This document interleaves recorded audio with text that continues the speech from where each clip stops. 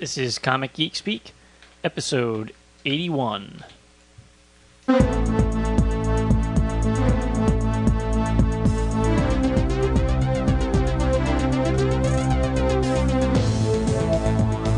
Welcome to Comic Geek Speak.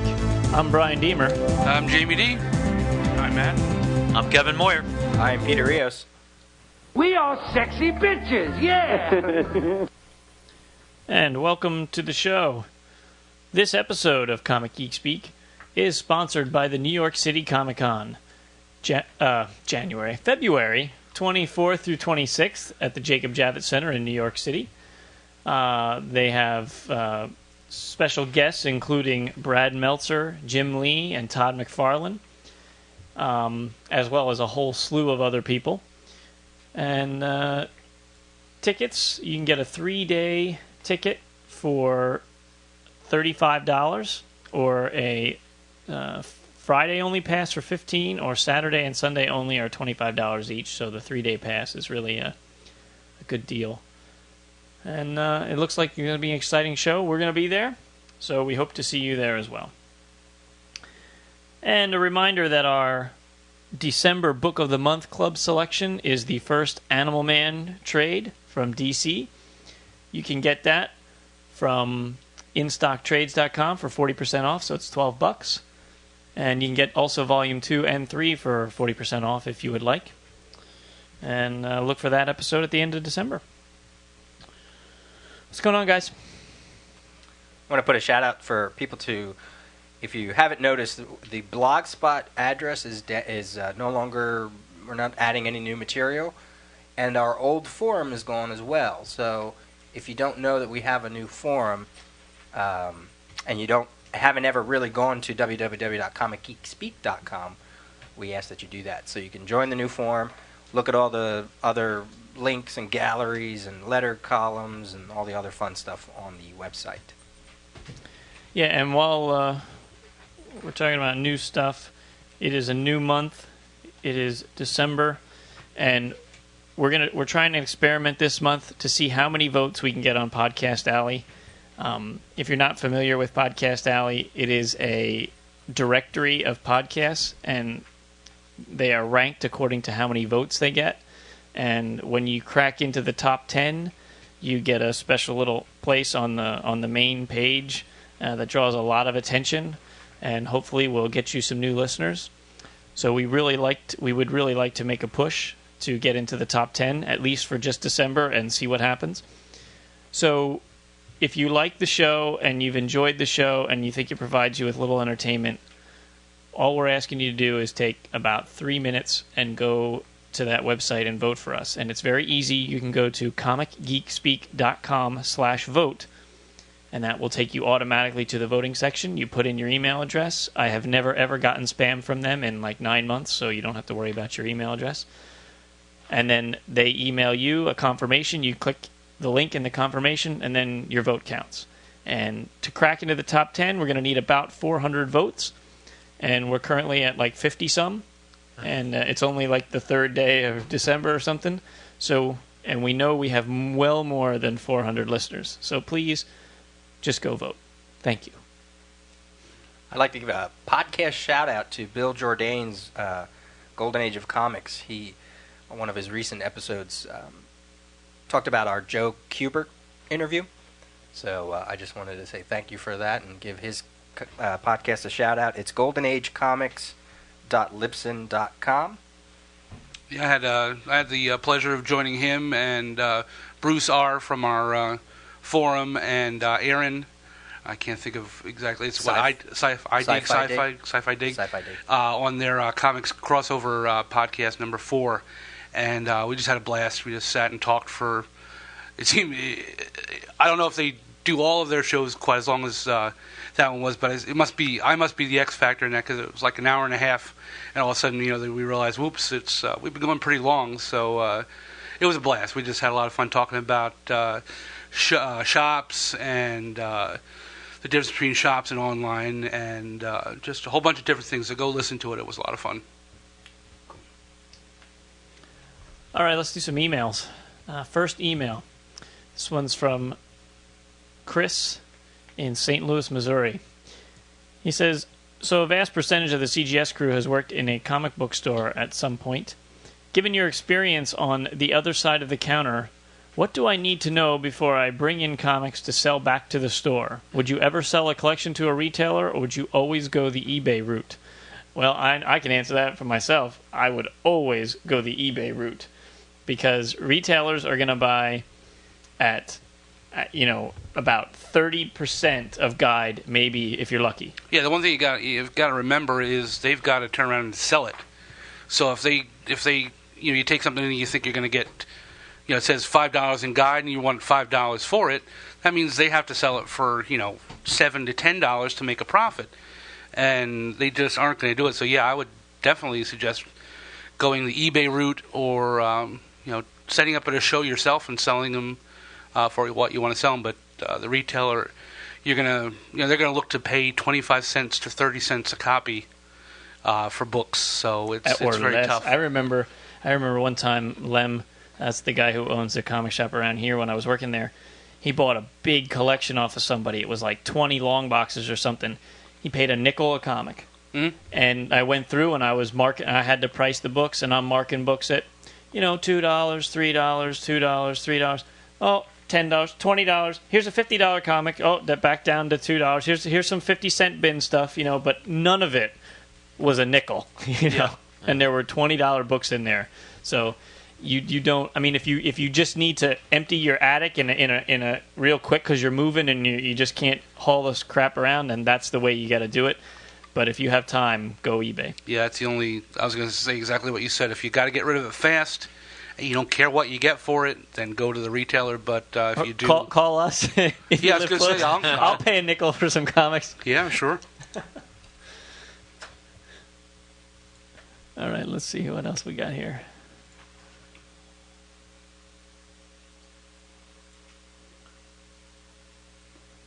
I'm looking for something here. I'm sorry, bear with me. Nobody's saying anything. Yes. Everybody's still asleep. Okay, this one is from some guy in Australia. He says, Is that what it says? Some guy in Australia. Yeah. That's his name, some guy. Question. He's Oriental. Who founded the city of Melbourne, Australia in 1835? The answer, John Batman. The name Batman may have come from the title given of a British servant. A Batman is a sort of dog's body valet or butler. British officers often have a Batman to assist them. What was John Batman's occupation? Crime fighter. His official title was Special Constable and Keeper of the Pound.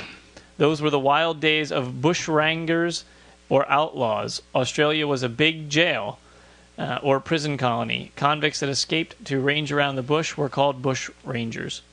John Batman, who was born in the outer suburb of what is now Sydney, called Rose... It goes on and on and on. Anyway, it's that's kind of interesting. So there you go. Batman, it's Australian. Well, I was just going to say it's kind of like the, what was it, DC 1 Million, where Pluto became a pretty much a prison planet that just Batman was the jailkeeper to. It's pretty interesting. Some of these I've marked for the air, and I may change my mind. Okay, this is a good one. This is from Ryan S. in Athens, Georgia. He says, hey guys, just started listening to your podcast a week ago and has quickly become one of my favorites. I work full-time at a library which has no graphic novels. What the heck? And the lengthy shows help time go by much faster. It was only a few weeks ago that I got back into comics after almost a decade of being away. I didn't even know what a pull list was a month ago. I recently set up a list at my local comic shop and put about 5 titles on it. Since it was watching Smallville that got me back into comics, it's mostly Superman titles on my list. But I know, especially after listening to your show, that most readers go by who is writing a title as opposed to unconditional subscribing to a certain character. So my first question is If I find that I don't like a title, what's the appropriate way to take it off my pull list? Are shop owners inconvenienced by constant editing to one's list? Also, are there any titles you guys will always buy no matter who the writer or artist is because you have loyalty to the character? Thanks for your time and keep the shows long and entertaining. Well, Jamie, you're the only one currently working at the shop, so what's your opinion on the altering of your pull list? I think most owners will realize that it happens. So as long as it doesn't happen too often, as long as you're not like walking in, putting one book on your list, and next week you take that book off and put another book on, and so on and so forth. It's better that you take it off of your list than just keep it on your list and then put your book back on the shelf, because that really screws up their numbers. As long as you're buying what you have on your list, that's, to me, the more important thing than worrying about editing the list a lot. Sometimes you'll have to realize that if you're putting something on your list that may not be a big selling book, that it may take a little bit for him to get his numbers correct. But most retailers will go out of the way to make sure you get the book. So that's the way I feel. Yeah, I always bought. If they pulled it for me, I bought it. Yeah, I mean, if it was on my list, once in a while something would be absolute crap that you just say, yeah, there's no way I'm buying this. But 99% of the time, if I had told them that I wanted to get Avengers, and then I decided, I don't want to buy Avengers anymore, I would buy that last one that they pulled for me just because they included my order in their inventory, so I'm not going to let them down. I mean, in any good store, a lot of times they're going to throw stuff into your slot that they think you might like. Like if you get Avengers and Avengers shows up in Captain America, they might say, like I said, the good stores will know their customers, so they'll say, yeah, I think Brian might like this appearance in Cap, we'll throw it in, but they never expect you to pick those up. Those are always just there for you to see. And I think that's a sign of a good shop that'll do that for you.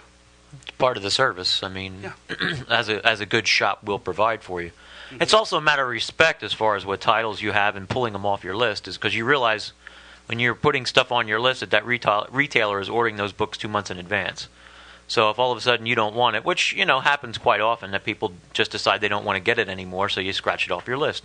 And usually, I don't think there's much recourse after that. I mean, most retailers will honor that, and that's it. I've never heard many instances or any incidences where they make you buy those next 2 months' books. Then, but then again, like you said, if you keep doing it, then I'm sure there will be some recourse, because they might just say something to you. Yeah, but they also realize that you're going to pick up something else too, so it's going to even itself out, like a as give far and as take the inventory. kind of thing. Yeah. And also, I mean, he brings up the whole thing about pull lists, and we've said this before.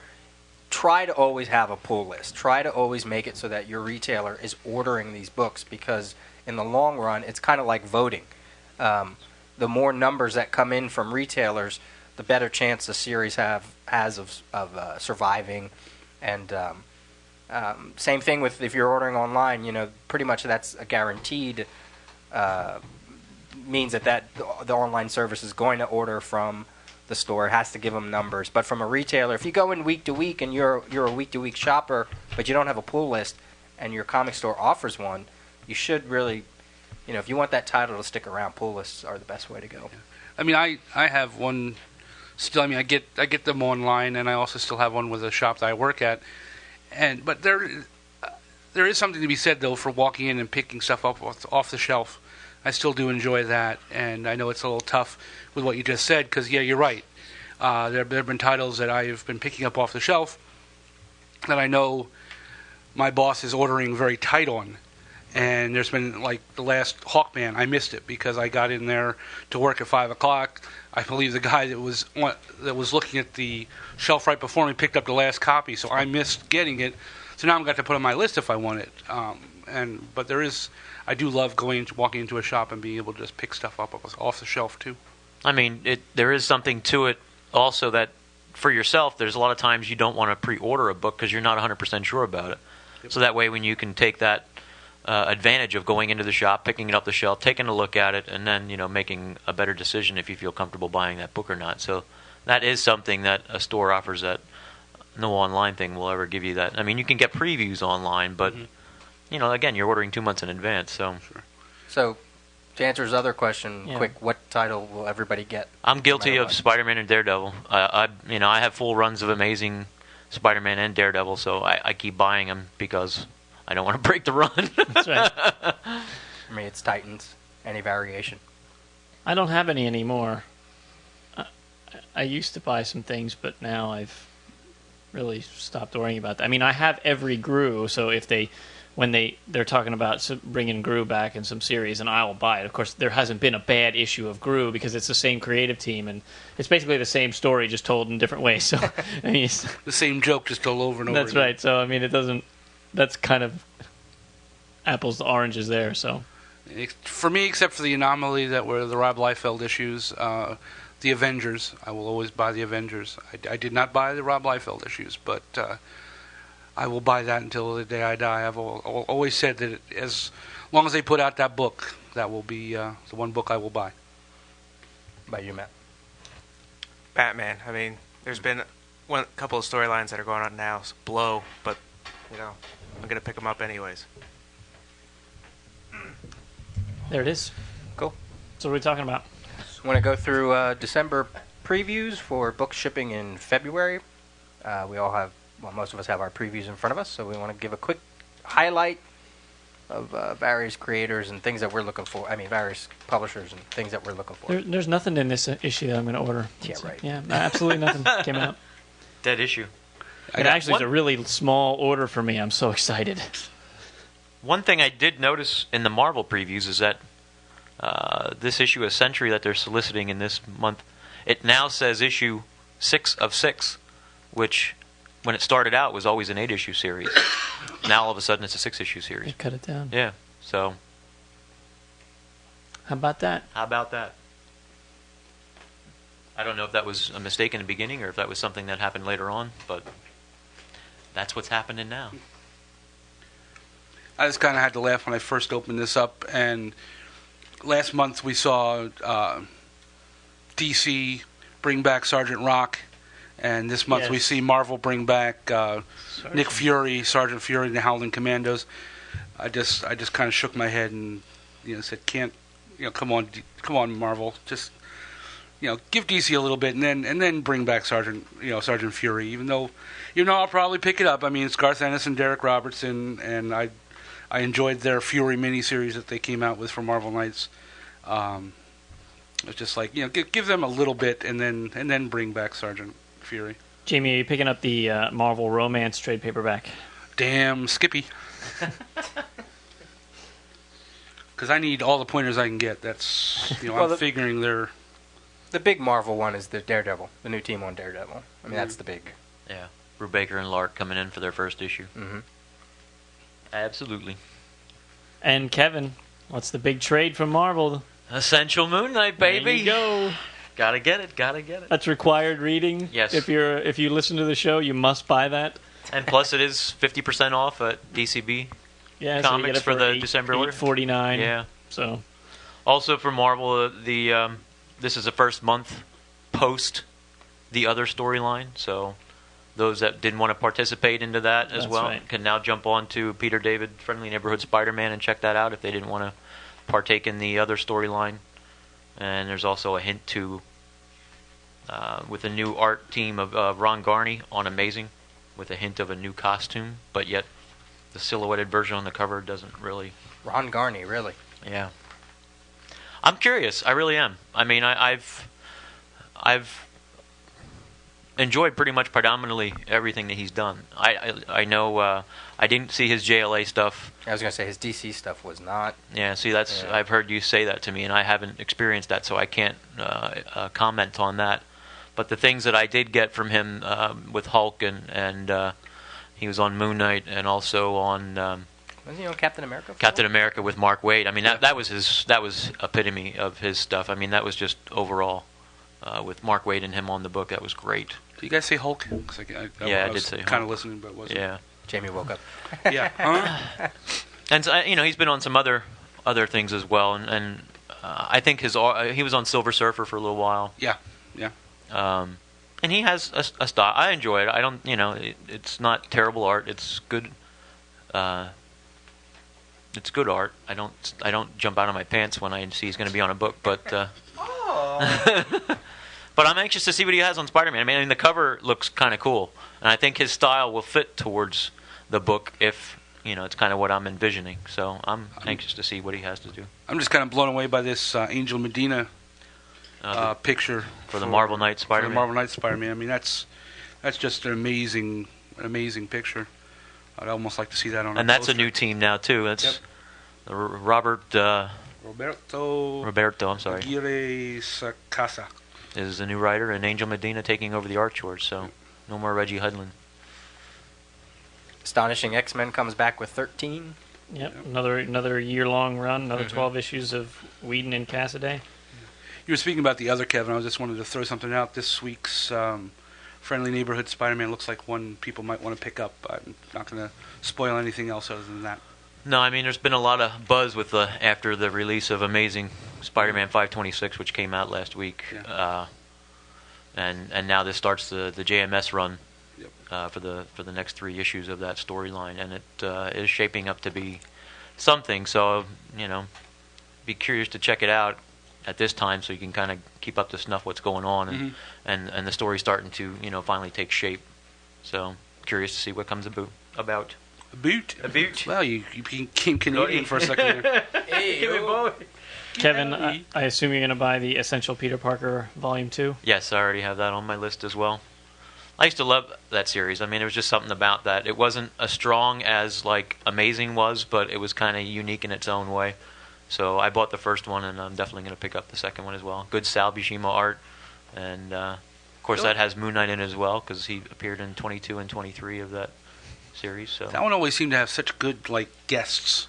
He always seemed to be as where I was kind of a non-team up book, but yet a team up book. I mean, was Amazing. You always had the good villains, but Peter Parker always seemed to have the good guests, the good superheroes. Does it say what issues it covers in there? Yeah. Because another big footnote for that second volume, if I'm correct on the issues that it involves, is the first Frank Miller Daredevil art that he ever did for Marvel was in issues, I believe 27 and 28. This is 32 to 53. Oh, well then, see, that's after that. That was in volume 1. Okay, that was in volume 1 then. Okay. Hard to me. Looks like it has some Romita Jr. artwork. Yeah, that was some Springer. of his first stuff. Rick Leonardi. Yeah. They always had good artists on. I mean, Mike Zeck. Yeah. Burn. Good stuff.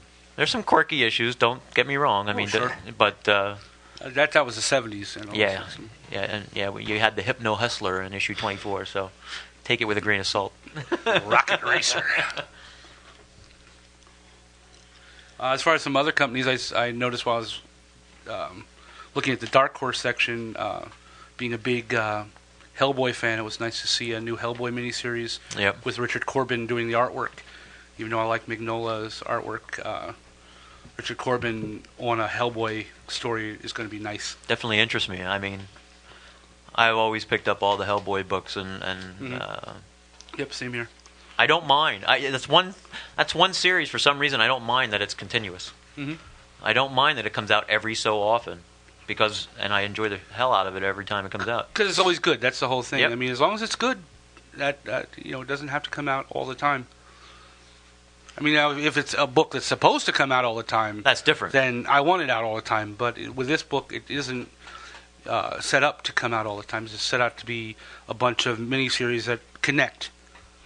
DC has a showcase House of Mystery, which is it's got Alex Toth artwork in, Joe Orlando, Gil Kane.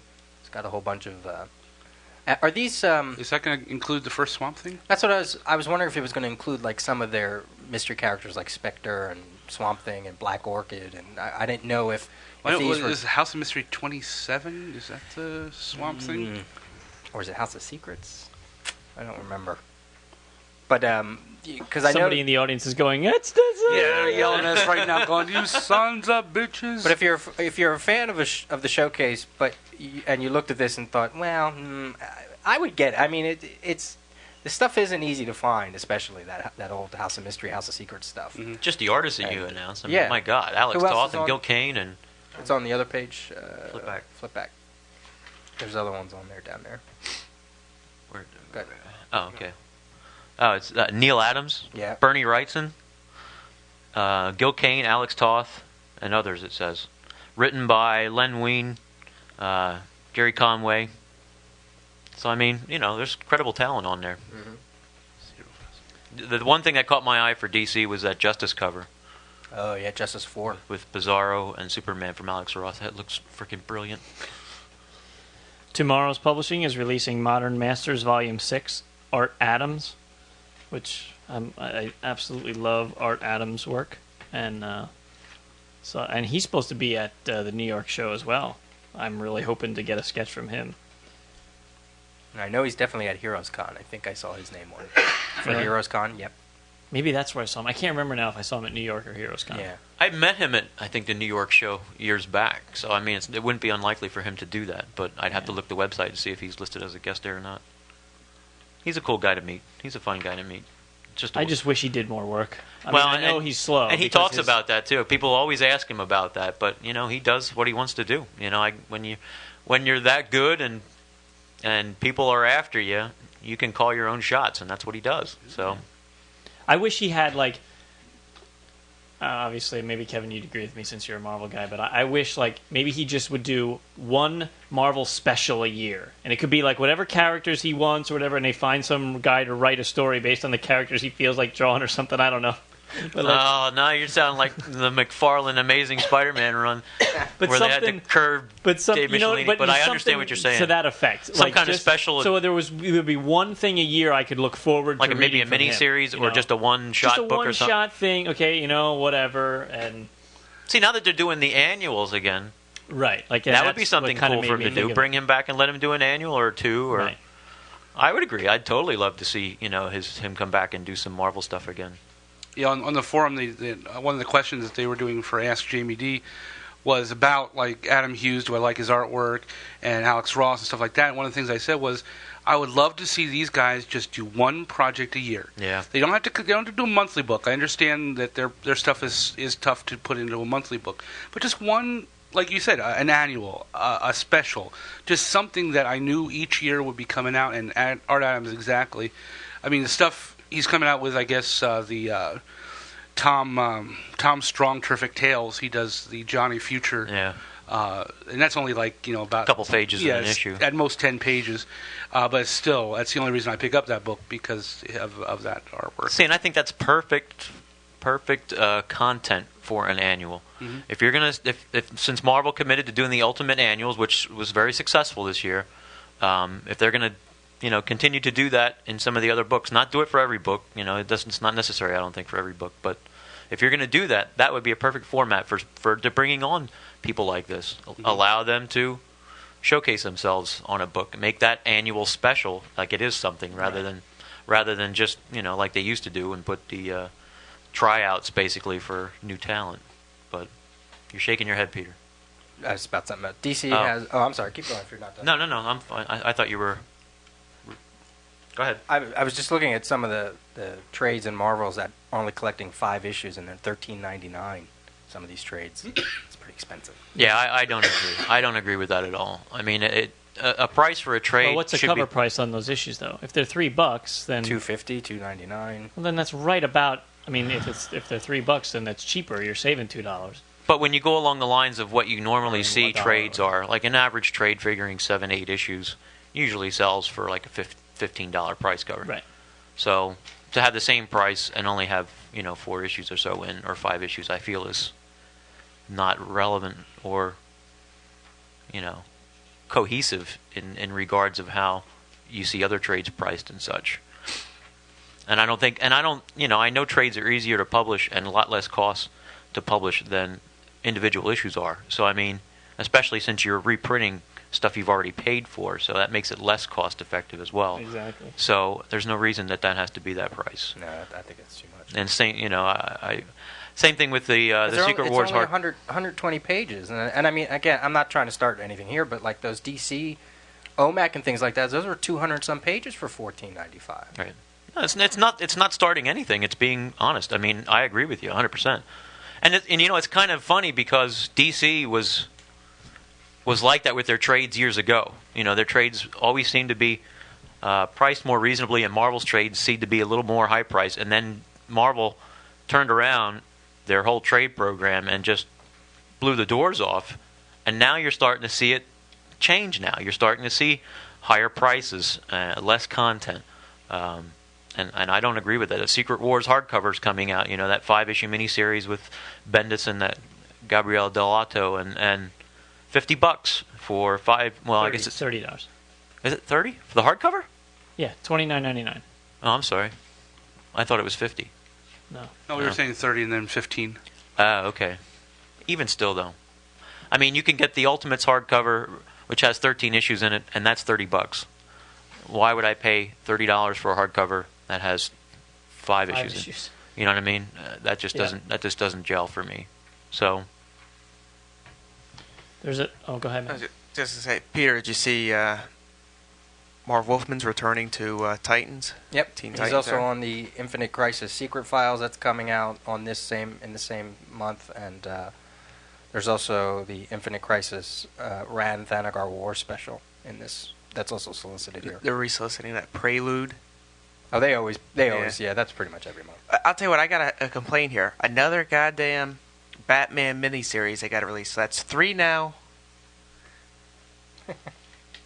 Doesn't look too bad, but I kind of think I would like to. Did they cut finish down. the other ones? They didn't finish. Yeah, I kind of wish they would finish one before they would start up with another one. Right. I mean, it's not that it doesn't look bad that I'm not going to get it, but cut back a little bit that you don't have so many going on at once, especially with all these with Infinite Crisis going on. You go a little bit easy on the pocketbook there a little bit. But this one, to me, is the first one that I've seen for a while that actually looks like I might want to pick it up, because I really do enjoy Paul Pope's artwork. I like the stuff he did on the Batman Black and White, and I'm kind of looking forward to seeing what he does with this one. So it's an awesome Warlord resurgence coming. Bart Sears on the artwork. The cover on the back of preview is so cool. I think it's so neat. I mean, that looks like the art that, like from when he was with CrossGen, and his art really just took a step up in level of quality, and I was very disappointed to see what he did with Captain America and Falcon, and now seeing that, it's great. It's beautiful. he's the kind of guy, it seems like, if he can take his time and can come out with stuff, it is gorgeous. I mean... Well, yeah, his work on The Path was beautiful. stunning, and he did that for, I guess he did at least 12 issues of that about. So I mean, for a year he had a constant monthly schedule, and he did that different style artwork, and it was awesome. Yeah, take me all the way back to Exo Man of War. That's some of my favorite stuff that he did. Too. When they had the ads for CrossGen for that series, and they were like these bird's eye view shots of like the planet that the first was on. It was just 2-page spread in Wizard I remember seeing one time, and then the first were like flying in, and the perspective was just, everything about it was so cool. It was like, wow, that's great. There is a new Jack Kirby collector for all you Jack Kirby people, another tabloid-sized issue, number 45, because they only come out, about every Quarterly, 3 or 4 maybe? months or Yeah. something? Yeah. It says something like it's a never-before-seen interview with Jack Kirby that they found, or I don't know. Yeah, never published interview. Never published. Now, who would leave that line around? You know what I mean? Yeah. Hey, I just found this. I just got an interview with Jack Kirby. Maybe we'll publish it. Oh, jeez. We don't know what the... No. Okay. He didn't know. Really? Although I was going to say that means some brilliant podcasting there. the Atomica number 8 is solicited in this previews with a cover by Claudio Castellini, I think his name is. Yeah. Looks like a pretty cool cover. Now I have a question. I see a lot of the stuff in DC is final issues. Do you think that's just a red herring, or do you think they're... No, that's final issues. They're final issues. Yeah. All right, I mean, well- they may restart them later, either with a continuation of the number. But they're chopping blocks. Chopping broccoli. Chopping broccoli. Speaking of covers, Peter, you gonna mention? Oh, I know. Wonder Woman by George Perez on the official Overstreet comic book price guide. It's like, it's nice too. It is very nice, very iconic image. Yeah. Looks good in a T-shirt. Hey, look at this. And the alternate So cover is a John K. Snyder Thor reconstruction painting of the Journey into Mystery '83, which looks cool too. But the Perez is very beautiful. Night Stalker trade paperback, The Kevin. what? The what cover? What? Did I say Yeah, Perez? you did. I? All right, quarter coming. You can tell I only got 4 hours of sleep. I'm botching up big time tonight. It's funny. There's a lot of stuff in this. It doesn't sound like there's a lot. There is a lot of stuff. It's just nothing that's like, really, really jumping out. Plus, but there's still a lot of stuff in here. The entire series of The Flash comes out on DVD. Oh, is that? And Yeah, that comes out in February. Finally, the whole TV series. How many episodes was 22. it? 22 episodes. What was the guy? John Wesley Wesley Shipp? Shipp. Yep. Yeah. Do you think he did any commentaries, or is he too busy doing nothing? Well, he was. He was in Dawson's Dawson's but Creek, he played got the father, killed. yeah. Where was that? That was in movies. Anything else sticking out? Videos. Anybody? I think it's on the last page. Not really. I know there's probably stuff we missed, but it's just... Well, like you said, I mean, this seems pretty thick. A little bit thicker than normal, so there's a lot of stuff in here to go through. Yeah, But there it is. There it for is. me, it's really a light month. even on the See, trades. I'm the opposite. Like I said, I did my rough order for the month. Like I usually get the order form in the month and fill it out roughly, and then I go back and review it like 2 times or so before I finally polish it off and send it in at the end of the month. And I already was up to before discount amount was over $200, but I'm trimming that down. So I mean, typically February is just a slow month anyway. That's why I don't think they really pushed a lot of stuff. I noticed Superman, Batman didn't get solicited in that month. Yeah, it's a crazy, erratic schedule. It's disappointing that that's not out. Same thing with Green Lantern. They're soliciting Green Lantern 9, and we still have yet to see 5. 5 did come out. Oh, did 5 come Yeah, out? It was out. Well, it came out this week. I picked it up. Oh, okay. Yeah, it did. Oh, okay. I'll tell you a pick right here that just from looking at it gets my pick for our independent challenge is this Mouse Guard #1 Belly of the Beast. This looks really cool. Like, Who's I that by? really What company? David Peterson by Asp Comics. What page are you on? I don't know. Here, let me. It says it at the bottom. No, this page doesn't have it. Page 220. Okay. It looks kind of like Redwall, if you've read any of the Redwall books. This looks really cool. If you're into fantasy, I don't know, Yeah, something, was it Jacques Bernard or Bernard yeah, Jacques? Jacques Bertrand or something. Yeah, I can't- Something like that. Some frog. Oh! It's going to be a book of the month. No, Peter already shot that down. Is I that, shot down another Essential, not Moon Knight. is No, that I know. Is that Galactic Storm worth $30? We talked about that before we started. If you can find those issues, and if you don't mind getting issues, you can find Galactic Storm in the 50-cent dollar boxes. And this is going to be one of 2 trades. This one has 10 issues in. And it was a 19-issue crossover, and there was like a brief prologue in the Avengers right before it. But I can't justify $30 for that. Not for 10 issues. Yeah. Again. But is the story a good story? It's a great story. I thought it was one of Marvel's better, well-handled crossovers. Yeah. Because it crossed over into a lot of titles. Yeah, there wasn't a book called Galactic Storm. No. It was a certain issue, a couple issues in each title. Right. Mm-hmm. That the characters that were involved with it, and I was kind of underestimated it because I didn't expect it to really be that well, especially in the way they were doing it, and I was kind of pleasantly surprised. So it is worthwhile reading again, but you get back into that argument: is it worth $30 for a trade for 10 issues? Yeah. Well, I mean, I'm gonna with our discount, I bring it down to it's a $20 trade then. So now it's $2 a comic. I mean, I know that's more than, but I don't. right. I don't like digging through 50-cent bins. I mean, that's where you can wanna rationalize have it more if you comics. right. I'd rather have it nice But for the volume people on my shelf. who don't mind that That's I one would thing, say but hold off. But then you got to look at it. I mean, again, view it as a retailer. You would probably sell more copies if it was priced accordingly. Sure. So, what is it really gaining by that? Even if it was 25, or no, we said it's this $30. It's $30 trade for 10 issues. 25, because 30 is a lot of money. Yeah, for a trade paperback. Well, and especially since we just said you can get the Ultimates trade for hardcover for 30, and that's got 13 issues, and this has 10 issues. The Supreme, the cover price was lower, and it's a soft cover. It's not a hardcover, and it's not oversized.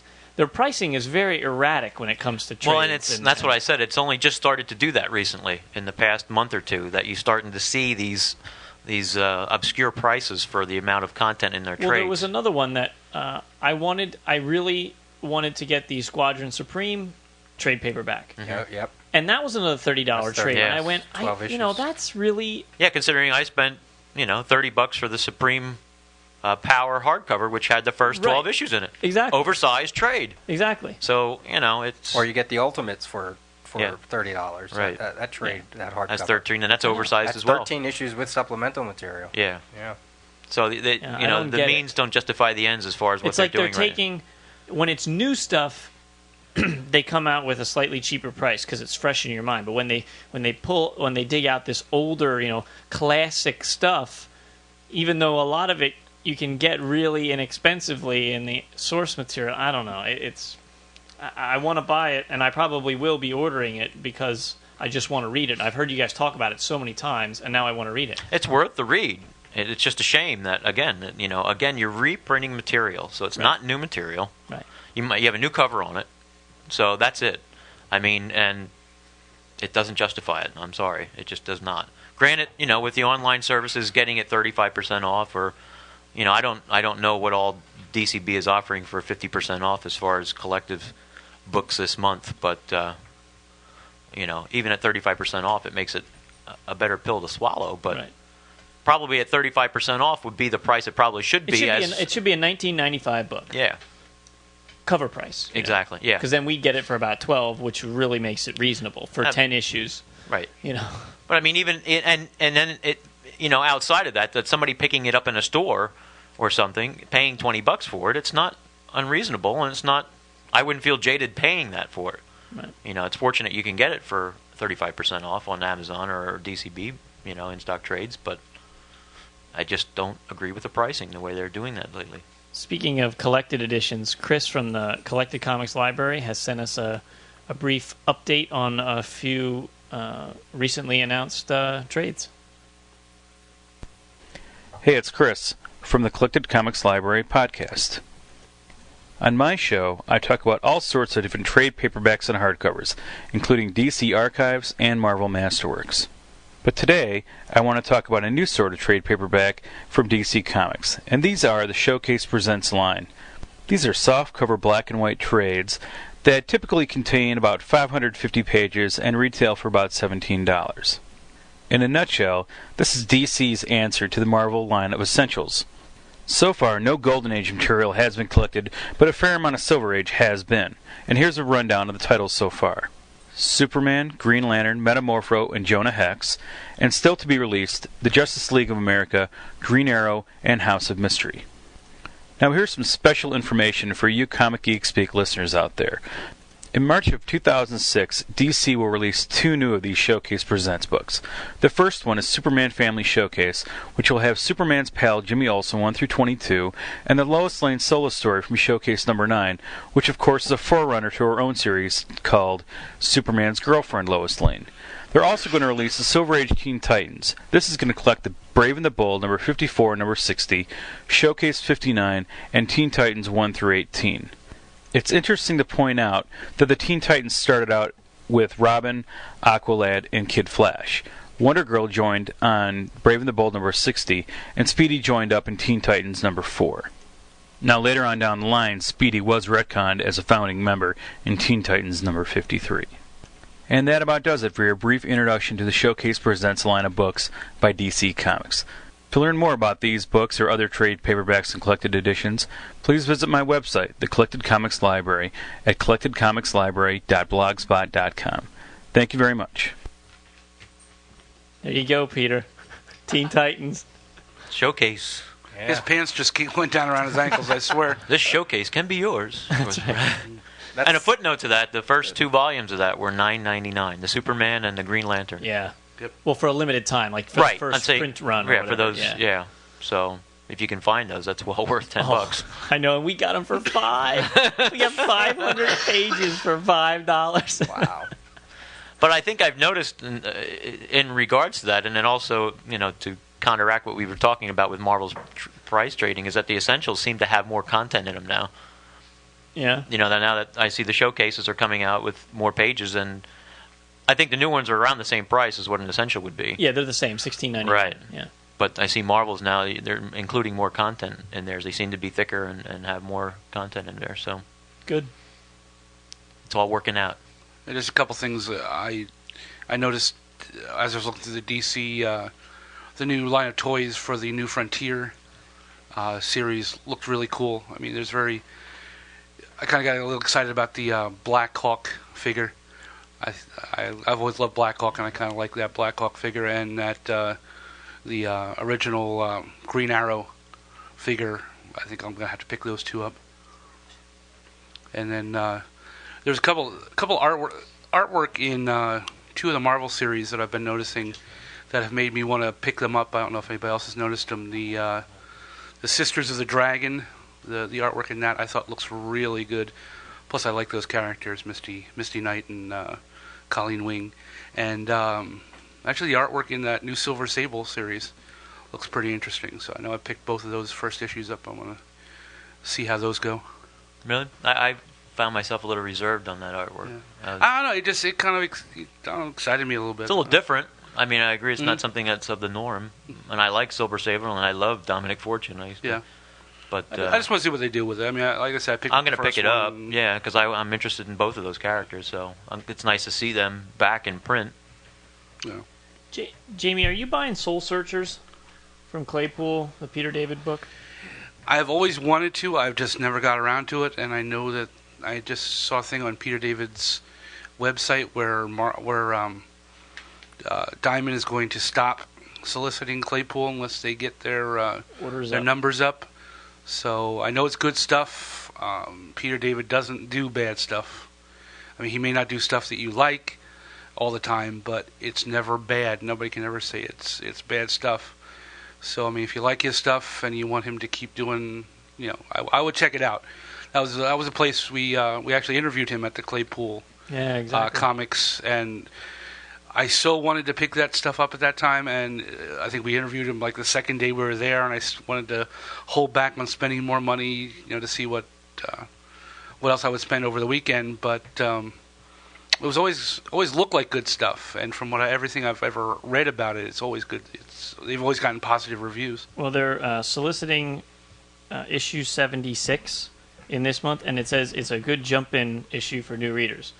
So maybe we can help Peter David and save a book by ordering a copy of Soul Searchers. Yeah, or maybe even making that one of our independent challenges thing. You just throw that out as an independent challenge to people. Yeah. Covered by Amanda Connor.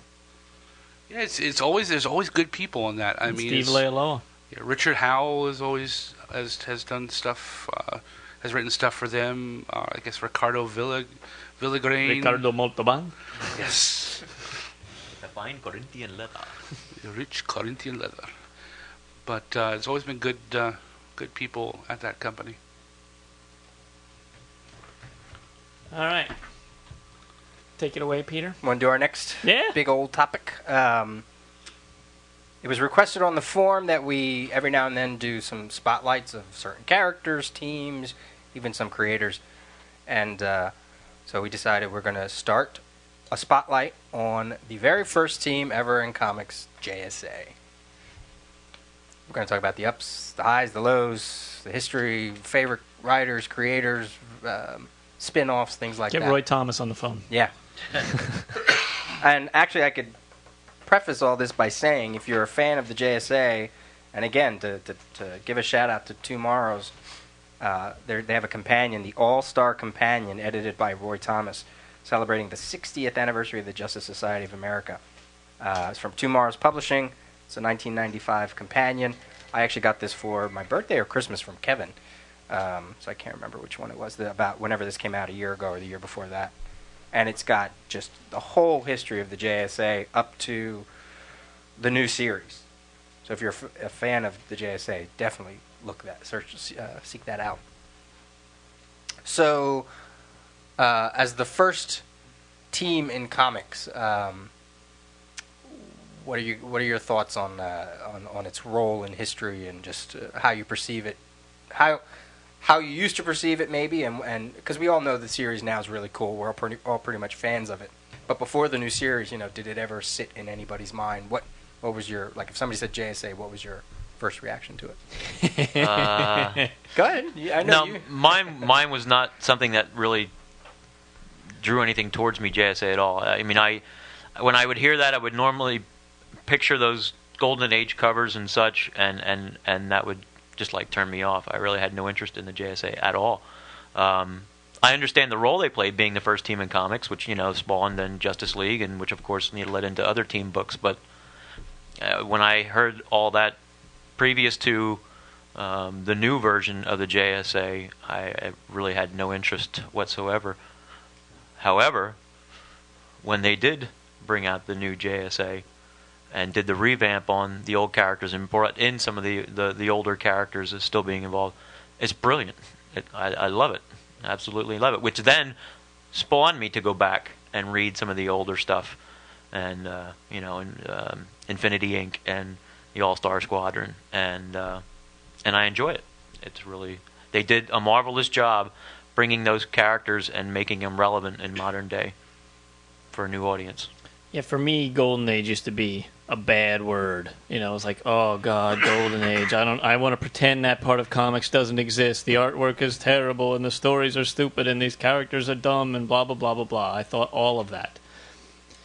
And then reading Starman, James Robinson taught me the right way, the proper road, and because he incorporated bits of the Golden Age with Starman's father, of course, the Golden Age Starman, and then from there he just led me down a path. And then there was that Golden Age miniseries, and then JSA started up, and that's it. And then I realized, whoa, what the hell was I thinking? Now I'm of the opinion that the Golden Age characters are the coolest characters in comics. The stories that were originally told might be pretty cheesy and screwball, and that you can't change that. But when you tell new stories using the Golden Age characters, they're the best stories in comics. That's the way that I feel. Like just recently I reread JSA Liberty Files. I know it's an Elseworlds thing, but it written by Dan Jolly with art by the Starman guy, Tony Harris. And, man, if you haven't read that, that is awesome. I mean, that is really, really cool stuff. And it's just a perfect example of... God, I thought Jamie was vomiting. Yeah, so did I. I was like, look out. I thought it was too. But, so now I love the Golden Age stuff. I mean, I haven't read too many of the actual Golden Age comics, but the characters, I think, are great. It gives you respect for that. Oh, yeah. I mean, you got to respect the era, whether you think the stories were hokey or not, which they were. I mean, but that's a sign of the times, Right. That's how comics were at that time. You have to take it in within context. But the characters are cool. I mean, if those characters can still be relevant in this day and age, just being 60 years old, that means something. And so their presence in the Golden Age was definitely relevant. I mean, I don't really have a lot of interest to go back and read a lot of those Golden Age stuff because it doesn't draw me to it. But you can't deny what has been brought to the forefront again with these older characters or the revamps that they've done with the characters. And I'm really hoping they do an All-Star Chronicles or whatever, and start at the beginning and work their way up, because I'd really want to read those. I've read not a lot, but I've read some Golden Age stories whenever it's reprinted, and they're tough to get through. They're not lighting the world on fire, but back then it was for the imaginations of kids much younger than us. But the enjoyment that I get out of those stories is when I see little snippets of facts or little or characters that I know come play a part in like the 80s or the 90s or now that you've never seen for a long, long time. A villain that only was around during the Golden Age that Jeff Johns or Robinson brought back, and that's a lot of fun. Like, oh, that's where that came from. Oh, okay, there's Keystone City, and there's reference to the Golden Age Green Lantern's weakness to wood, and here's where they first teamed up, and okay, Black Canary first appeared in a story with Johnny Thunder, and it's just all these ties. Even the when James Robinson hinted at a romance between Black Canary and Starman, which I thought was something that he invented, and you go back and read, they had a lot of team-ups, and even in like the 80s, they even kind of hinted at some things. It was like, oh, see, building on the legacy and building on the continuity. So that part of it I love. I love seeing that. I love seeing all the where all this stuff came from. And for me, I got into Earth 2 and Golden Age and the JSA at All-Star Squadron, like you said. And it was actually the All-Star Squadron story that introduced Infinity Inc., which then became a series. So it was like wham bam, like they just knocked me over with all of it. And it was Roy Thomas and beautiful Jerry Ordway artwork on both of those books. And I was hooked. I was like, whoa, look at this. And then it just went on from there, and then they, the crisis happened, and they had the young All-Stars, and it was such a neat time. And it's great that they had a JSA. The JSA is so popular now. I almost could see them doing a JSA store, like another All-Star Squadron type book, but in current continuity. I think it'd be kind of fun to see some of the other Golden Age characters that are out there and that have plenty of stories. There's certainly a plethora of characters to work with. So, like a freedom fighter's tale in World War II. It doesn't have to be now. Or the Seven Soldiers of Victory, which you're kind of getting with Morrison's Seven Soldiers, but the original back then. Right. Yeah. What fun. I was really wishing when I was reading that Liberty Files, I was really, really wishing that there was an ongoing series of the Golden Age characters set in the Golden Age. Even if it wasn't set in continuity, I would just love to be reading those kinds of stories. You just call it Golden Age. It exactly. doesn't have to be about anybody. Just be about the whatever characters they want to use. Whatever stories they want to tell. It doesn't have to be a specific group of people to work with. Because look how cool the DC New Frontier is with all the Silver Age stuff. Go back to the World War II days, and oh man, it would be I'd buy awesome. it. I'd definitely buy it. Absolutely buy Definitely that. buy it. You hear me, Dan DiDio? I would buy a monthly book if you publish it. I promise. Actually, for me, my favorite incarnation, and I enjoyed All-Star Squadron. I agree. My introduction was with Golden Age, the miniseries. Then I kind of went back and I picked up all the All-Star Squadrons, read those, and I had been reading after they returned in Zero Hour. They had done a series with was it Martin Pascoe and Parabeck Mike Parabeck. Mike Parabeck, yeah. It was, I guess, Justice Society Returns or Justice Society something or other. And it was just Justice Society. Yeah, Justice Society America. That's right. And that was really enjoyable. It was a series that it was kind of a cartoony. Had the Batman animated series cartoon look to it because that's what the artwork. I guess Pascoe did the artwork. Parabeck did the artwork. He also had done the artwork for the Batman animated series. And the stories were good. They were just, it was basically them readjusting themselves to being in the current timeline, going up against, of course, Ultra Humanite was in it, and Per Degaton, and all your classic, Justice Society villains. And it was just a lot of fun. And then they got rid of that one, and it came, they brought the new Justice Society. I guess that was before the 0 Hour, because in 0 Hour they killed off a whole bunch of the guys. They came back in Armageddon Inferno. That's right, Armageddon Inferno. Yeah, and then went into that new series, and then they kind of retconned a bunch of them out of it. which of course Jeff Johns is going brought a whole bunch back into it. The JSA series that's going on right now, I've been picking up since issue 1 and just enjoying it. I have always been and always will gravitate towards team books. I don't know why. I just think it's, economical. You get more bang for your buck. You get more heroes in a team book than you do in a more heroes per square inch. Yeah. So I always wanted to read a team book rather than the solo book. Plus, it's always that dynamic. Mm-hmm. Those characters together, how would they fit together? What would their reactions be against them? Their personalities clashing, Yeah, so Justice Society has always intrigued me. And I agree. I would like a cheap version, a cheap alternative to get some of those original ones. You can get the archives for $49.99, but I don't want to. I mean, I would love to if I could find them somewhere for like $10 a pop. Yeah, sure, I'd buy them then.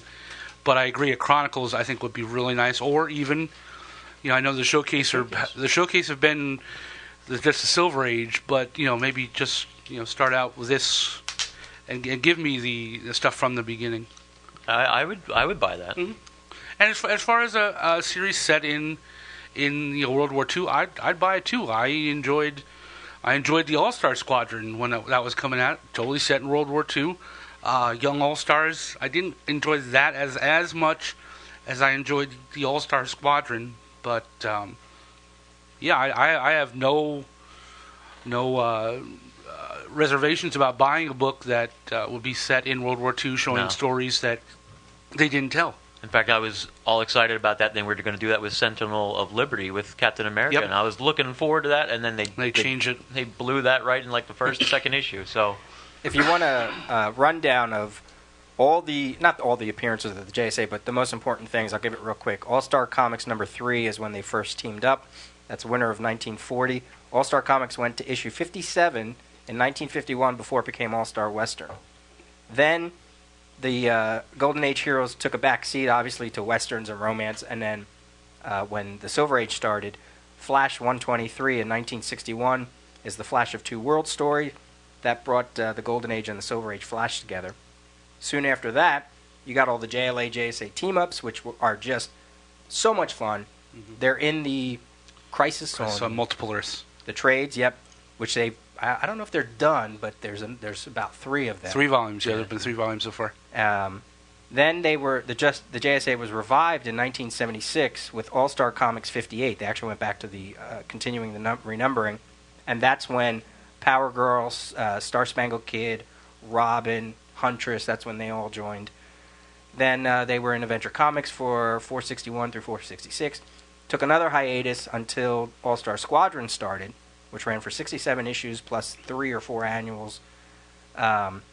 Infinity Inc., 53 issues. America versus the JSA, 1 through 4. Miniseries, there was The Last Days of the JSA, which is their Crisis tale. It's Crisis special. Young All-Stars ran up to 31 issues. They disappeared in limbo. They came back. There was a 8-issue miniseries in 91, which was just like a tale right around 1951 it was set. Then Armageddon Inferno, like Jamie was talking about, JSA series, 10 issues in 92, Golden Age, 4 issues, 0 Hour was when a few of them died. Then there was the JSA Returns 5th Week event in 99, which really led the way to the new JSA series. There was also a 4-issue, I think, crossover in Morrison's JLA that brought the JSA back, which was really kind of cool. But then, like we said, the JSA Returns is really the kicker off into the new series. And I'm just so excited that, Jeff Johns is still a part of that, and I'm hoping he's going to stay a part of it for as long as he can. At least some way, in shape or form. If he's just a consultant to who's ever writing or to help plotting the book or whatever. I think he should stay on the book for 500 issues. And I think he just fell over. Yeah. He's young. Peter brought in some of his issues to spread around to share that we could look at and review. And the one he handed me was the All-Star Comics Presents the Legendary Justice Society number 74, which was produced in 1978. And the writer was Paul Levitz, which was just announced that he is returning back to writing a JSA monthly book. So I think that's kind of cool. Yeah. I wish they'd reprint some of these in trades or something now. DC said to get our bookshelves ready for 2006. Well, I'm ready. Hit me. Bring it on. The All-Star Squadron stuff is so awesome because it blends all those old Golden Age stories that you may not be a fan of because you think they're simple, but with the 80s, since it was in the 80s, with the twist of that 80s storytelling. Like they developed a story around a lot of those seemingly random stories, and it keeps it all into continuity. How Roy Thomas kept all that in his head, I have no idea. He's amazing. When An obsession with the JSA. It has to be, because there's no other way. I mean, but it makes it relevant. They don't seem as hokey. Some of those villains seem really cool when you go back to it. So if you've never... All-Star Squadron, I think both Jamie and I, and maybe even Shane, have searched convention in 50-cent bins to try to get full runs of these babies. I have a full run. You have it? Yep. I'm missing about maybe 15 issues. It's so worth it. It really... And Jerry Ordway, it's just so good. The artwork is great. And I wish they would trade those, because that's something I don't have a lot of those issues. And because I started reading Infinity Inc., that's what caught my eye. Some of those characters. That needs to be traded. Yes. And that's what I really got. In fact, Todd McFarlane was on that book, which was actually really nice art. Then I enjoyed his art on that. He did All-Star Squadron, too. And so that's how I got introduced, with the Infinity Inc., because I loved a lot of the characters that caught my eye. Obsidian, Jade, and those characters, and then that led me into Young All Stars. Mm-hmm. And you're reading about those characters now in JSA. Most of those characters are back in one way or another. Exactly, which leads me, with the whole Golden Age, and then James Robinson, Starman, and the Justice Society, and now where it's gone further from that, I am not buying other books because those characters are being spread out into Titans, Outsiders. Hawkman. So you're seeing that whole, and that's neat to see him being brought into the whole fold of the universe, not being confined to just JSA. When they were killing the Golden Age characters off, like especially Zero Hour, Roy Tom in this All-Star Companion, he says he was just furious. He felt there was no need for just random killing of them. Excuse me. And for Jeff Johns and David Goyer and James Robinson to bring some of these characters back in ways that you may seem hokey and comic booky, but these are comic books. Exactly. Anything to do to restore the history. I know there's one character that was brought back in JSA that died in 0 Hour, and they brought him back, and I was like, good, great, I'm glad. Ooh, okay. And for all the criticism I give John Byrne, him putting Wonder Woman back in the Golden Age was a brilliant move. It kind of screwed some things up here and there, but it makes sense. I believe, I was like, yes, that's great. I like that if we can't have Superman and Batman back there, why can't we have a Wonder Woman? If it's just a mantle that she wears, perfect reason. And it fits perfect with her background, with the mythology, and yep. So. And in her book. I don't know if it's in the Rucka stuff, but it may even be before the Jimenez stuff. She would sit around and read the Golden Age Wonder Woman comics with her mother in it, but it was really stories about her. Originally, if you think about it, but it was really cool. It kept it all in. It's all there, and it's like, oh, that's great. I love that. Wow. Matt, have you read any JSA ever? I'd have to say, with the exception of the JSA Classifieds, just the first couple issues with the Power Girl. Not overly, no. Probably my only real experience was, I know that something happened that they were lost, and then was it Armageddon Inferno that they came back? Yeah. And I remember in 0 Hour it was, some of them aged, some of them died, some of them became young again. To me, I am interested in the concept because you pretty much have 3 generations of major teams. You have the JSA, JLA, and then you have the Teen Titans. And it almost seems that there's that lineage of superhero teams. So almost, but like I really look at the Flashes. I think that they're the best example that, Barry has a question, wait, go to Jay, because Jay also has that mantle. More or less, Jay might have came out with a similar type of situation. And now, with Wally, when he was in the Teen Titans, he could always go to Barry. He could always go to Jay. With and now you have Bart there. So and to me that I find interesting that if you run into a jam, you could always go to somebody else. There's another outlet, more or less. They probably encountered a similar thing, and that's what fascinates me about the JSA. Not that I read much of it, but or pretty much any of it, but and I like the new team because there's some older members, there's some newer members, and that seems more family oriented to me than like JLA. Just seems everybody's pretty much the same age type of thing. Teen Titans seems to have a little of that now, where you have some older members with some newer members to kind of for training type of thing. So it seems like an interesting team. They talk about Marvel, with their Invaders and All Winter Squad and Legion Liberty. So if you're a fan of Golden Age stuff, both DC and Marvel, they both have a Golden Age history. I just, like you guys said, I wish they would do. I love the JSA series, and I wouldn't mind a book like that. I think it's so untapped. Exactly, and there's so many. Everyone's having success with Marvel's Ultimate line and DC's All-Star Batman and All-Star Superman, where it's in continuity, out of continuity, when you want it, whenever you want it, who you want it. It doesn't matter really. We're just having fun. Oh, this is the same thing. Let's have fun with Golden Age because you can you can never run out of stories. I would definitely, though, hope that it would be a writer that, like maybe Brad Meltzer or like a James Robinson, David Goyer, because they understand it and they respect it. Right. And that's who I would want to see too. Yeah. What you just said would be something I'd be totally interested to see Brad Meltzer do a Golden Age JSA book. That would be phenomenal. Mm-hmm. I'd be curious to see what he would do with them. And I agree that it should just be called Golden Age. Yeah. Just the name. That's the whole series. Done. Ooh. Done. All right. I got to get Dan DiDio's phone number. I got to talk to him. I got to pitch this to him. Dan, I don't know who's going to write it, but it ain't me. But I'm going to buy it. No, I mean, and if about a year this comes up, we want credit for it. That's all I say. That's right. Yeah, really. Yeah. I just want a couple free copies so I can read it. So that's our spotlight, our very first spotlight. Let us know how we did. Yeah. All right. It's time for Stump the Rios, and I'm not playing the music because we have a special Stump the Rios provided by one of our forum members. It's a video Stump the Rios. Oh, whoa! Neato.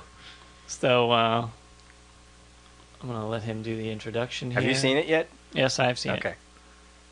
It's loading up. So Just you can, bear with us here. Holy hell, it's small. Hold on. Now just wait a goddamn minute. Where's my mic? Look at that. Is it audio too? Yeah. Hi guys, this is Rick Gordon. You know me as Max and Glory on the forum. Cool. Tonight we're going to stump the Rios, but we're going to do it with a twist. I'll be asking the questions as Nick Fury. If he has an eye patch, I'm going to lose it. Look at this. There's a shield symbol. And the First cigar. question. Marvel. Spider-Man. Old school. 10 years after Ben Parker was murdered, Aunt May decided to go back to the altar.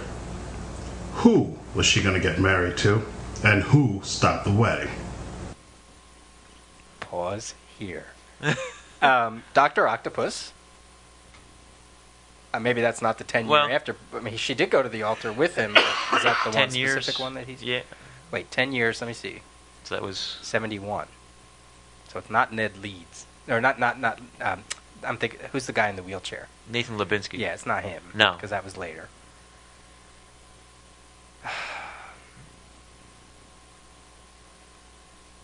Oh, maybe it was the Vulture, and Doc Ock stopped him. Maybe that's what it was. I have no idea. Or Peter Parker stopped her, or whatever. You were right the first time. Oh, okay. Hopefully you said Doc Ock and Hammerhead. If you didn't, I'm going to have to kill you. Look at that. Independent. American flag. Oh, yeah. Tell me something unique about Reuben Flagg's friend, Raoul. Oh, and by the way, he's a cat. He's a talking cat with cybernetic hands. Yeah. Exactly. Raoul has little mechanical hands instead of front paws. And he There you go. talks. In comics, that's normal. DC. What was the name of the first Superman character created by Siegel and Schuster? Huh? I don't understand that. What was the first Superman character created by Siegel and Schuster? Yeah, before they created Superman, they had a Superman-like character. Yep. Oh, the reign of the Superman. I didn't realize he had a name. Bob. Jim. You can Wasn't it call the- me Tim. Was it the scientist? The mad scientist? We had sort of like a question like that where it was the reign of the Superman, and he was like a villain, and I don't know. I'm gonna say the mad I scientist. thought it was Ultraman. I don't know why. His name was Ben Dunn. Okay. There you go. It's been done. Is that it? Yeah. Excellent. Well That done. was fun. Yes. Excellent. I will have to That was phenomenal. link that on the forum or something so people Yeah. can watch Yeah. I was That's gonna say great. I've seen pictures of that of him, Maximum but man, does he look like Ving Rhames or what? I know.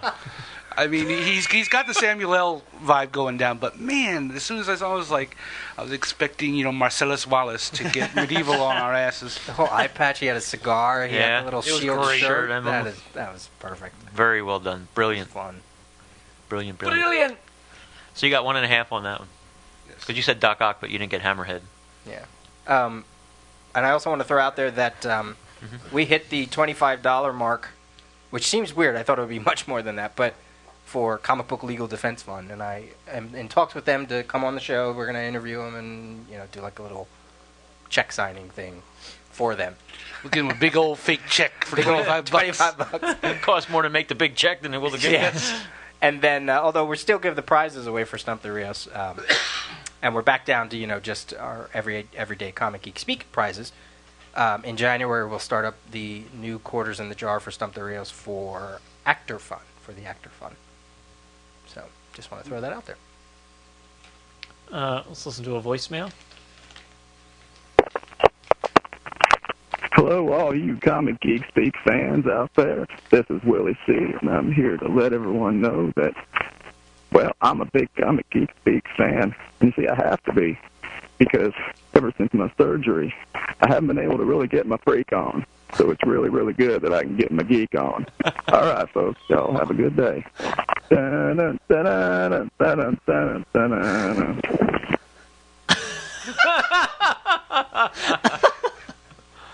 Okay. That was like a hit and run. Well, thank you, Mr. President. Oh, boy, I wasn't expecting that one. Wow. Leave it to our The audience. best part is you have no idea who sent it or Willie C? anything. No idea. Oh, man. Come on, it was Bill the Clinton, president. Willie C. Oh. Yeah, I because didn't that's get- I what didn't he get was that. doing his president. Meow. Oh, boy. Yeah, you did get It's an like operation. triple bypass. Yeah. I was waiting for like our first voicemail was just like, something goofy. Well, we had Nick Fury and Bill Clinton on, so this is a great episode so far. Do we have that the phone book laying around here that says the area codes? Oh, I'm gonna have to. No. I don't want to call anybody in California. It's still be 10 a.m. Foolish. Do it. Why not? All right, we're calling anybody here. Hey, they put it out there. It's any time. That's right. All right. Let's see here. Who we calling? We're calling Chuck Forsman. Oh, this is a 717 area Say code. So That's this his is- PA. Yeah. right That's up- in our backyard. Right up the street.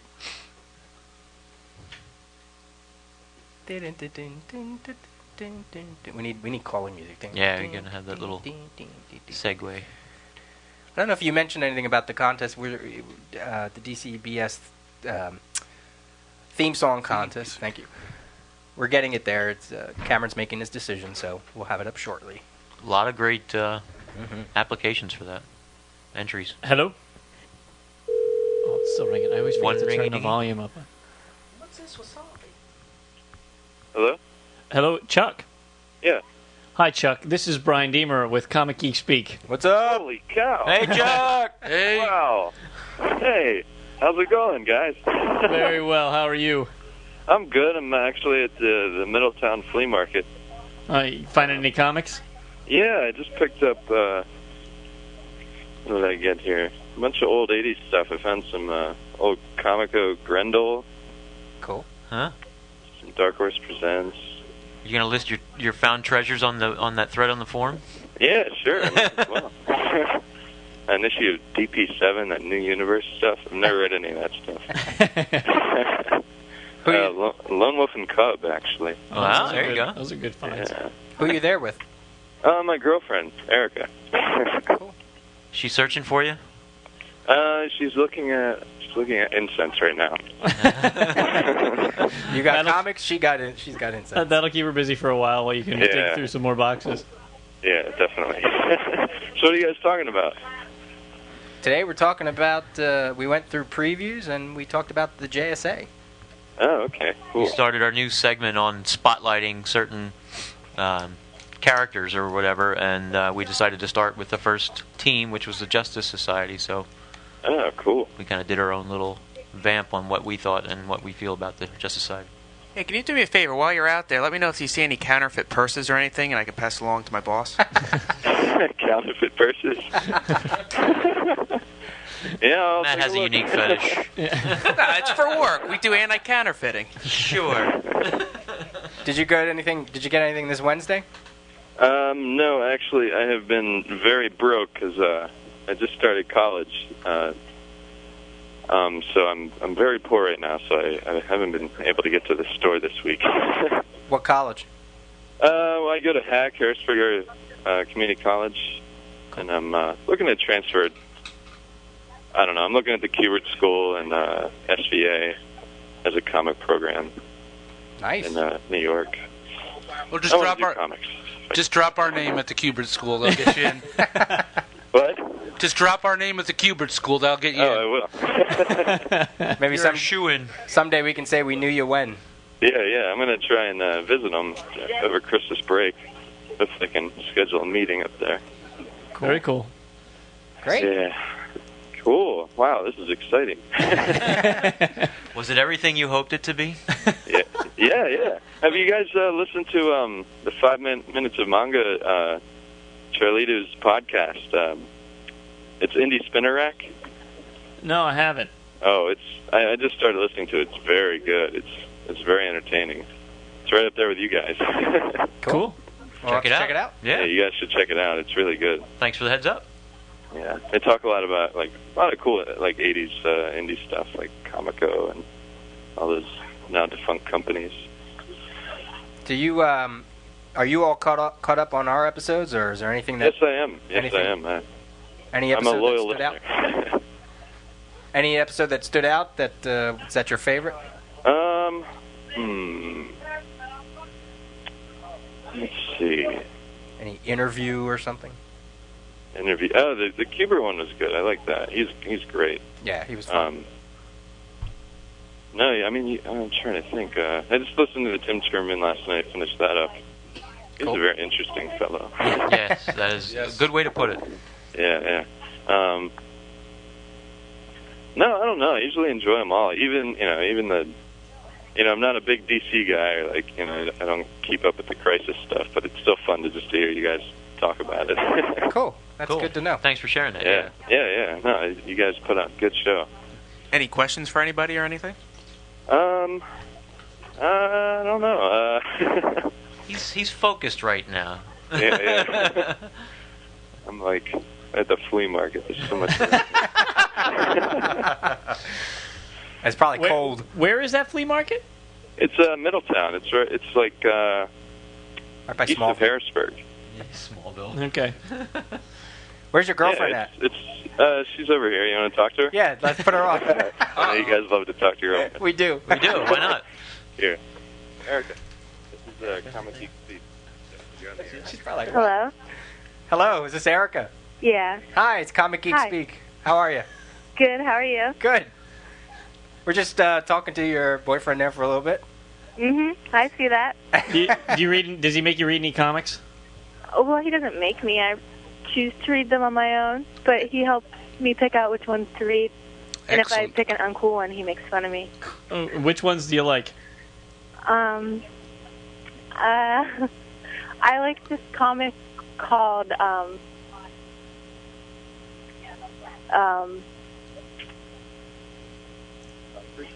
well, Must yeah. be the question. I'm sorry. That's I okay. can't think That's on all the right. spot. That's okay. Can you describe it, or is there anything? It's manga. Yeah. Okay. Yeah. Okay. Oh, my goddess. Oh, all right. Okay. Cool. Yes. Cool.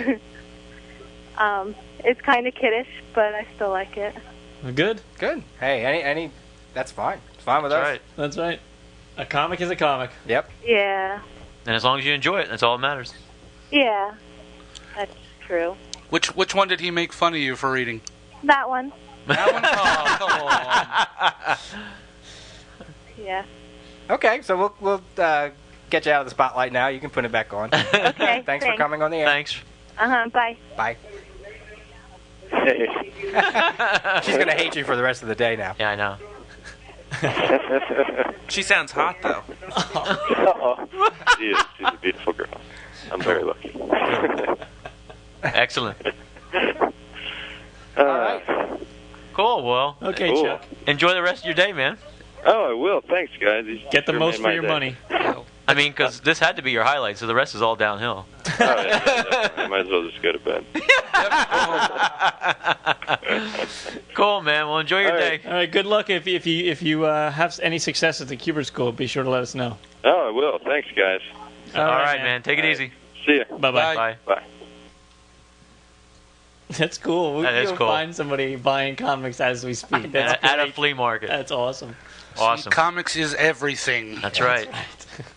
Just shows to get on the spot. That's right. You know, those are good places to find it because some people that sell them have no idea what's going on. So that's, Flea markets are But cool. but then I know, you also find the person that puts the dollar on every single comic they have, yeah. and you look at it and go, oh no, See, keep going. and people were talking about this in the forum. Better than the flea markets is the yard sales. Oh yeah. I mean, Yeah. you have to have the patience to drive around to 20 yard sales to find the one guy that has 10 comics, But when you do, if those are 10 good ones, they're going to be a nickel each or whatever, and, that's it. Yeah, a good thing to do is check your newspaper, your merchandiser, or whatever, and check for public sales. And they will give you a listing of things that they have there. And a lot of times they do mention comics. And I've been to a couple of I public never thought of auctions that. and saw. Never thought of that. Yeah, I've in fact, Neil and I a couple of years ago drove up to Lebanon to go to a public sale because the guy had a fairly decent amount of comics. The only thing was, we didn't get there early enough to be able to go through before they were put up on the auction block, so we weren't 100% sure what was in them. But I'm sure there was stuff in there that you got that was well worth it. In the spring, we should do that. Is go take a Saturday morning, get up at 6 o'clock, and go drive around to a bunch of yard sales and see if we can't find anything. That would just kind of be fun. They do list it, like I said. I mean, yard sales are a little different, but like I said, public auctions you can find. Sometimes they will specifically list when they're selling an estate or just going to somebody's house that they're clearing out stuff. They will list specifics that they feel are worthwhile, and a lot of times they do list comics. So. And for all of you who want us to call you, make sure your girlfriend's also sitting next to you. 'Cause that's always fun. So keep her with you 24/7. Peter. especially if you're a girl that we call. All right. We're going to do December important dates. Dun, dun, dun. Here we go. Rundown of all the events in December. December 15th, 1920, Kurt Schaffenberger was born in Germany. December 28th, 1922, Stan Lee was born. December 11th, 1927, John Buscema, born in Brooklyn, New York. Did I say that name right? I always say it wrong. Is that right? Buscema. I always said Buscema. Okay. Potato. Cover date, December of 1941, All-Star Comics number 8, the first appearance of Wonder Woman.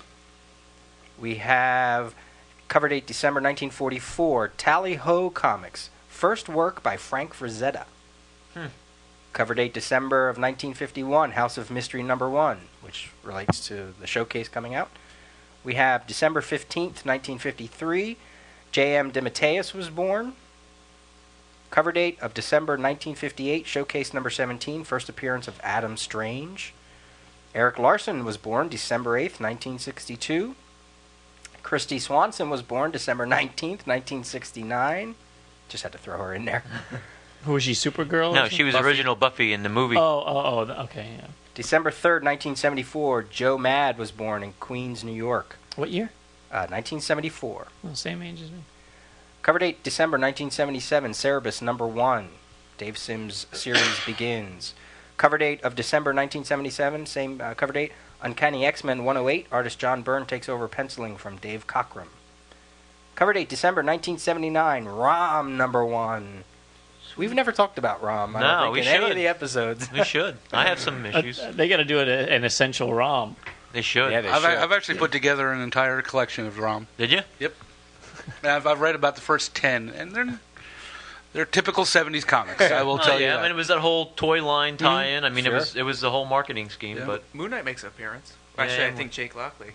there was a couple of issues that had some great. X-Men were in it. Power Man, Iron Fist. There was some really cool. Yeah. There were some decent issues. I mean, it wasn't just a We'll have schlub book. We'll have to do a Marvel toy comic thing for Rom and Micronauts and Secret Wars. Secret Wars, yeah. There you go. Cover date December 1982. DC Comics presents number 52. First appearance of Ambush Bug.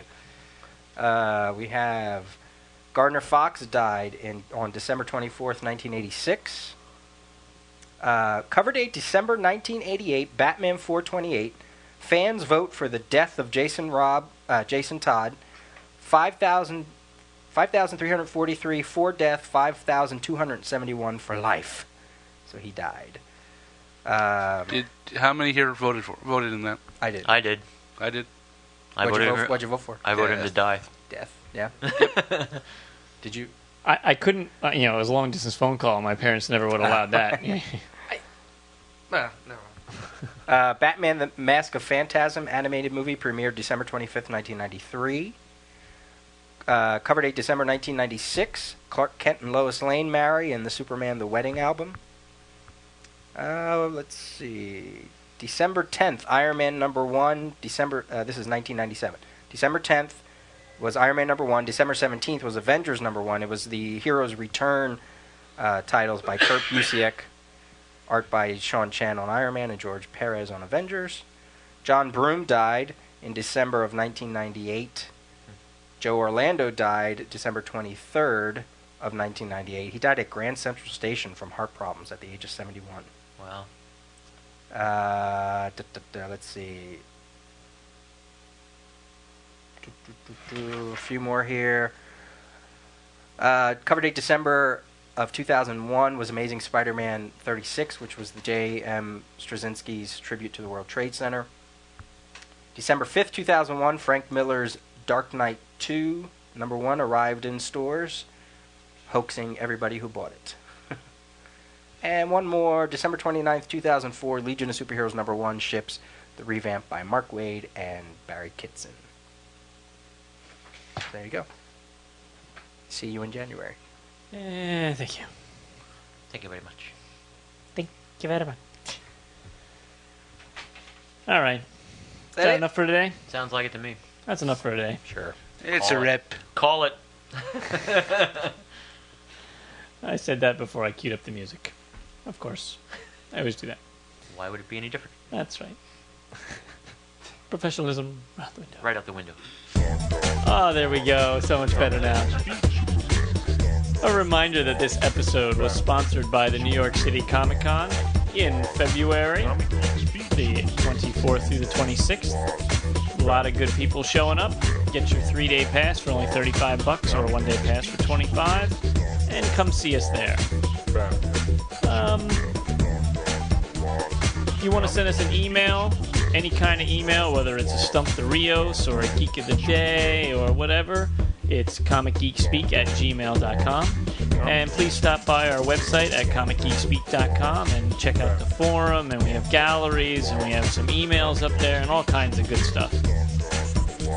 Thanks to Bob at GameCircuit.net for hosting the files, and thanks to the guys at UpAllNightGaming.com for hosting the website. Once again, please vote for us on Podcast Alley this month. If it's the only time you ever do it this month. And I was going to say something else. The voicemail line is 206-888-4805. Give us a call and leave us a message. And a reminder that we're brought to you in conjunction with WorldFamousComics.com. And as always, we are uniting the world's mightiest heroes, one listener at a time.